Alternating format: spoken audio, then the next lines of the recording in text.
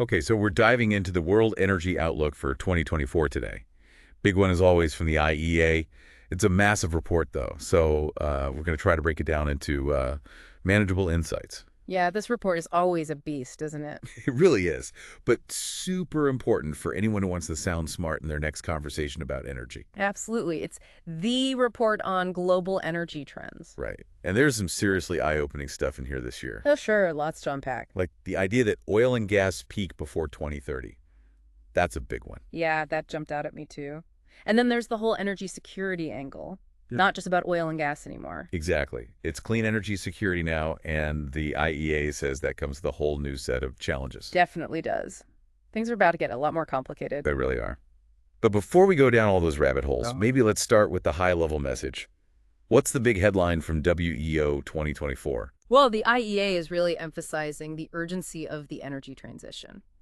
Clean energy is growing rapidly, but it's not nearly fast enough to meet our climate goals, especially given the current geopolitical situation. Faster action. That seems to be the recurring theme in this report. Hmm. And speaking of faster action, the report outlines those three potential scenarios, right?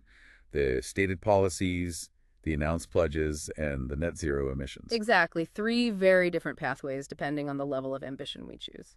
So walk us through those scenarios. Where do we end up if we stick with the stated policies scenario, the one they call STEPS S? Right, so the STEP scenario is essentially a business as usual projection. It assumes that current policies are all that gets implemented. And in that scenario, emissions remain pretty high, putting us way off track from our climate goals. A bit of a wake-up call then. Yeah, for sure. It's a reminder that simply maintaining the status quo is not an option if we're serious about tackling climate change. Right, right. Okay, so what about the announced pledges scenario, the APS? What happens if everyone actually keeps the promises they've made? Well, the APS is definitely a step in the right direction.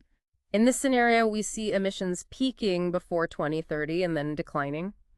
But even if every country meets its current pledges, we still fall short of what's needed to fully achieve the Paris Agreement targets. So we need to be aiming even higher than our current promises. Exactly. And that's where the net zero emissions scenario comes in, the NZE. The really ambitious one. Exactly. This scenario outlines what it would take to achieve net zero emissions globally by 2050. And it requires a complete transformation of our energy system from how we generate electricity to how we consume it in our homes and businesses. Radical change. There's no other way around it. The IEA is very clear about that. So we've got this urgent need for faster action to decarbonize, and at the same time, the report highlights this massive increase in global electricity demand. They're projecting it to nearly double by 2050. What's driving that surge? It's a combination of factors, really. You have rapidly growing economies, particularly in developing countries, coupled with rising incomes and a global population that's increasingly aspiring to more energy-intensive lifestyles. And then there's the often overlooked factor of a warming planet. As temperatures rise, so does the demand for cooling. Yeah, I can definitely relate to that. Even just here in my own house, I feel like I'm using more AC every year. Exactly. Think about how much you rely on air conditioning during hotter months. Now imagine that amplified across entire cities, countries, and continents. The IEA found that heat waves alone could increase global cooling demand by an additional 20% on top of what's currently projected. Wow, that's significant. And kind of scary when you think about the potential strain on energy systems. It is. It really underscores the interconnectedness of climate change and energy consumption. A warmer planet necessitates more energy to maintain comfortable living and working conditions, which, if we're not careful, can further exacerbate climate change, creating a bit of a vicious cycle. Right, it's this self-reinforcing loop. Okay, so we've got this massive increase in electricity demand, coupled with the urgency to transition to cleaner sources. Right. And that brings us to energy security, which the IEA says is a whole new ballgame now. Absolutely. We're entering a new era where clean energy security takes center stage. And it's a lot more complex than simply ensuring a steady supply of oil and gas. Can you elaborate on that a bit? What are some of the vulnerabilities in this new energy landscape? Well, one major concern the IEA highlights is the concentration of critical mineral supply chains. These are the minerals like lithium, cobalt, rare earths that are absolutely essential for building the clean energy technologies of the future batteries, solar panels, wind turbines, and right now China holds a dominant position in those supply chains. How dominant are we talking? To put into perspective, China currently manufactures about 80% of the world's battery cells and solar PV modules. 80%, that's huge. It is. And when it comes to processing key minerals like cobalt, graphite, and rare earths, their share is even higher. So what does that mean for the rest of the world? If we're all trying to scale up clean energy deployment, but we're relying on one country for the majority of these critical materials, doesn't that create some geopolitical risks? It creates very complex situation, that's for sure. On the one hand, countries are eager to embrace clean energy technologies to reduce their emissions and enhance their energy independence. But on the other hand, there's this growing awareness of the risks associated with relying so heavily on a single country for these essential materials. Yeah, it's a tough balancing act. And to make things even more interesting, the report also points to this potential oversupply of LNG in the coming years, which seems a bit counterintuitive amidst all the talk of transitioning away from fossil fuels. It does, doesn't it? It's one of those head-scratcher moments in the report. The IEA projects a pretty significant increase in global LNG capacity, with an additional 270 billion cubic meters expected to come online by 2030. That's huge! And it's mainly driven by the United States and Qatar. So that's a lot of new gas coming onto the market. Wouldn't that be expected to lower prices, making it a more attractive option for countries that are looking to transition away from coal? You'd think so, wouldn't you? But here's the catch. Many of these new LNG projects need prices to be around $8 per million British thermal units to be profitable. $8 per MB2, Huh. okay?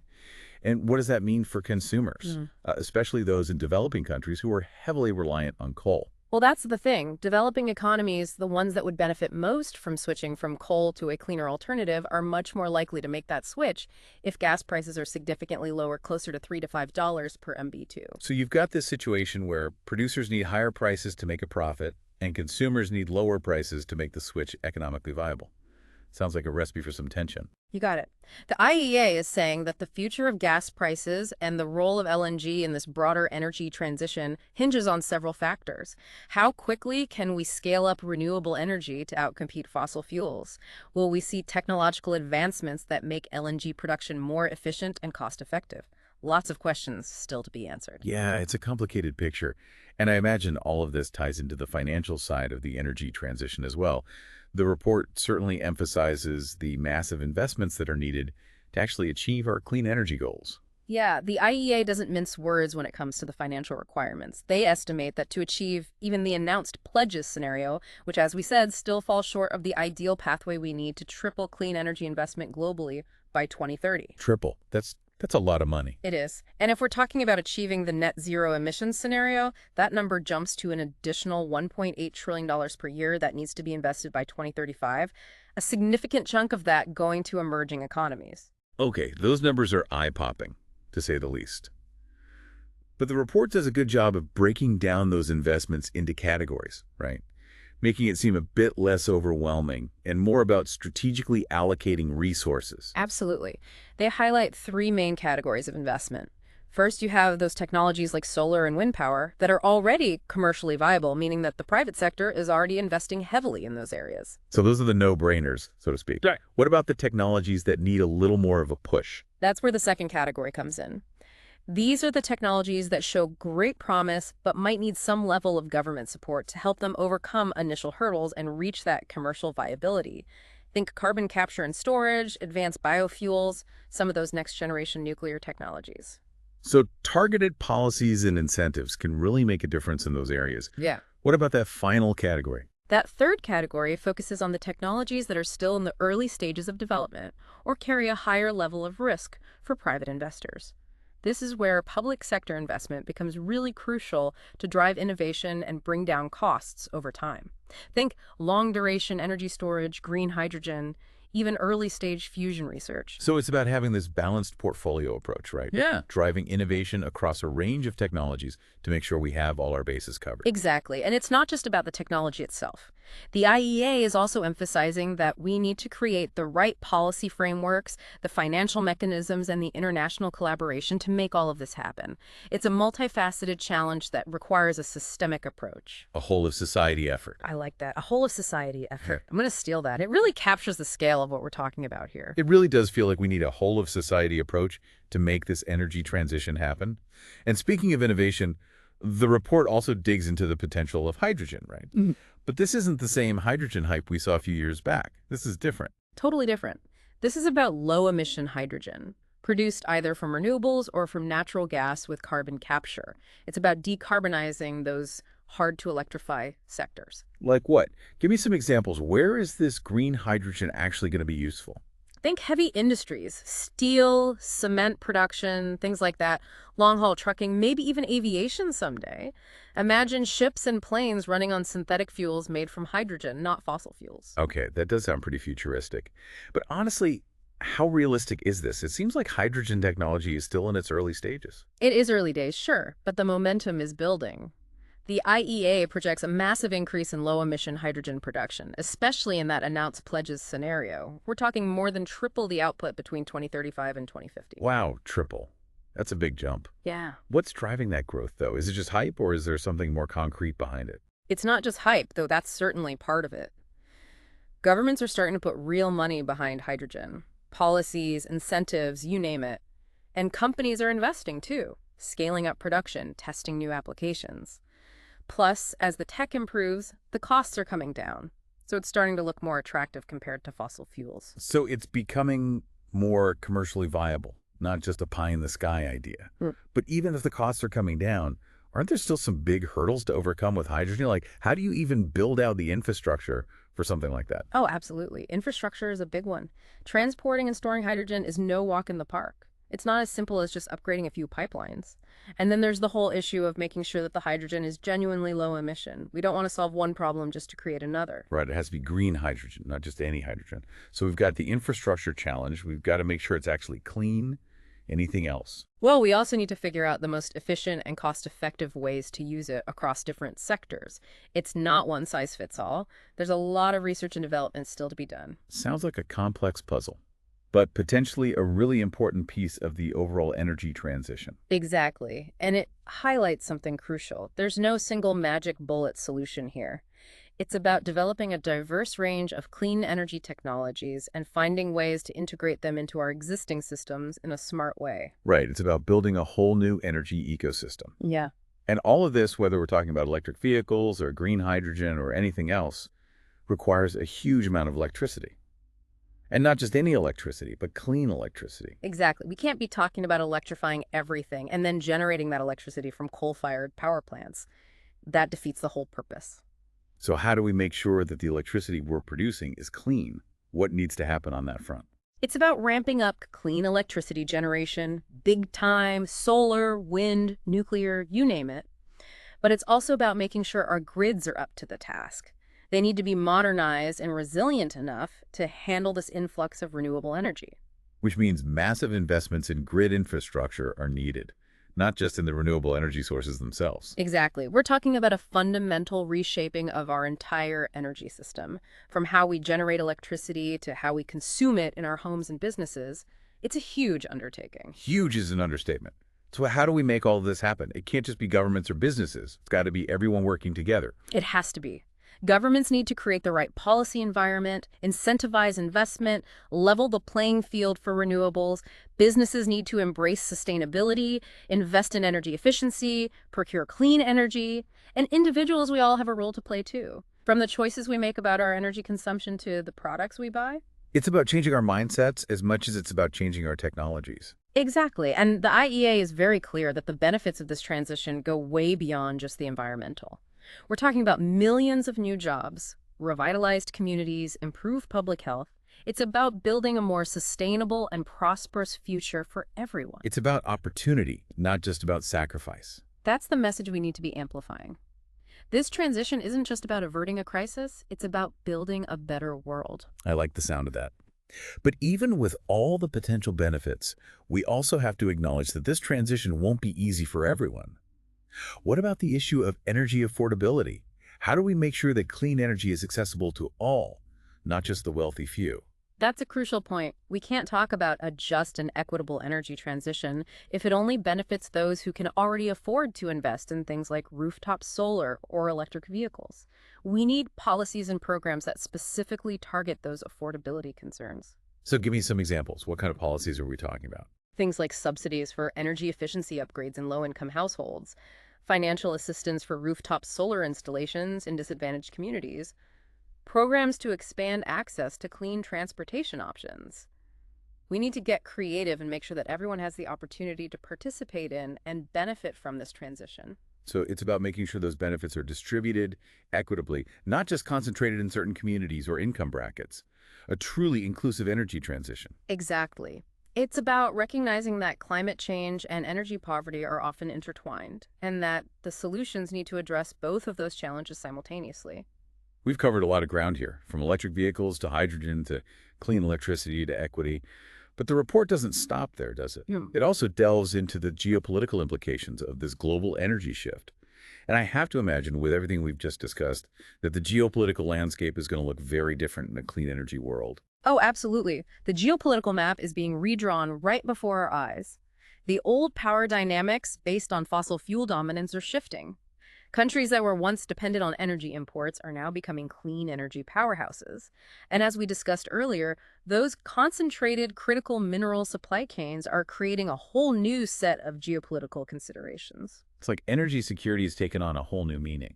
It's not just about oil and gas anymore. It's about securing access to the raw materials and technologies that will power the clean energy economy. Exactly, and that creates a complex web of interdependencies and potential vulnerabilities. Countries are trying to figure out how to balance their clean energy goals with their national security interests, how to promote domestic manufacturing while still engaging in global trade. It's a delicate balancing act. And one that's likely to lead to both conflict and cooperation on the international stage. Absolutely. We're already seeing those dynamics play out. Countries that were once rivals are now finding common ground in the pursuit of a clean energy future. And those new alliances are being forged alongside traditional geopolitical rivalries. It's a fascinating and unpredictable time. It really is. It's like we're witnessing the birth of a new geopolitical order, one shaped by the forces of climate change and the energy transition. And the IEA is making it clear that this transition is not just about technology or economics, it's about geopolitics as well. It's about how we navigate this complex and shifting landscape in a way that promotes both sustainability and security. It's about finding ways to cooperate even as we compete, to build a cleaner and more sustainable future while also safeguarding our national interests. It's a tall order, but one that we have to get right. There's no other option. The stakes are too high, and the IEA's World Energy Outlook is a stark reminder of that. It's mind-boggling when you think about it. This whole new geopolitical order emerging. Yeah. And the IEA is right there in the thick of it, analyzing all the angles. Yeah. So as we start to wrap up our deep dive here, what are the key takeaways? If our listeners are only going to remember a few things from this report, what should they be? Well, it's a lot to process, right? But if I had to boil it down to a few key points, I'd say first and foremost, the urgency of investment. That's huge. The IEA is saying we need to triple global clean energy investment by 2030.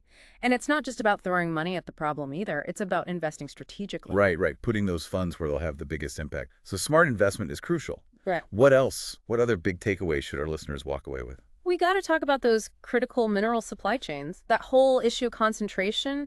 We can't just replace fossil fuel dependence with reliance on a handful of countries for these clean energy materials. That's just trading one problem for another. Exactly. We need to diversify,